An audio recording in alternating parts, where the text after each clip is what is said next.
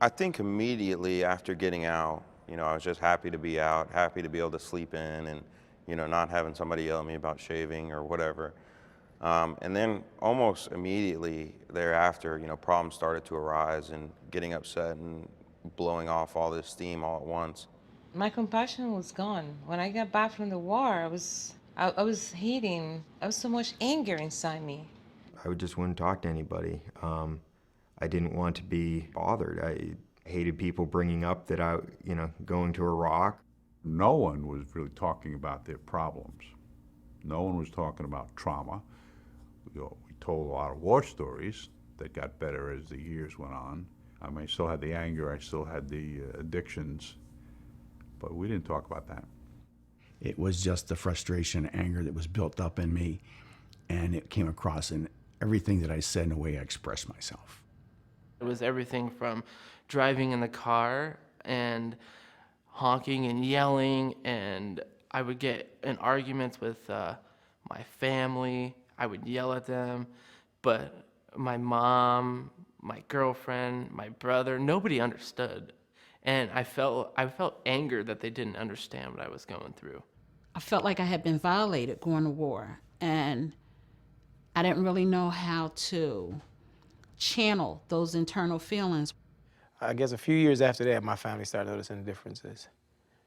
Like temper, attitude, kind of like not really wanting to go outside and deal with people. We fought too hard to defend our freedoms and for the liberties that we have. To come home and come back to being a civilian and be miserable all the time, or to have, anger moments and rage. I went to the group and I sat in the back and I just listened. And I could identify with a lot of what the guys were saying. So like, okay, well, maybe this might be something that might be beneficial. So then I got the instructor's card, because she passed them out like at the class there on the table. And then I called her and made an appointment. I went on to my initial appointment, and the lady brought me in, and I basically just talked to her for like an hour and a half, not even realizing, just kind of letting it all out. I had never been able to do that. I had never been able to just freely talk to anybody, any doctor, and I just felt comfortable there. What I got out of it was that it's okay, first of all, to know that you went to war and the war affected you. You have to go speak to somebody, because sometimes a person sees things within yourself that you don't see for yourself. To help extract that feeling, that thought, that information, and then make you realize it can only make you feel better. It's recognizing or admitting to the fact you have issues, you have a problem, and you need some help, some guidance to help you get through that. I feel much better. I can deal with my emotions now. Every day I can control what I do that day.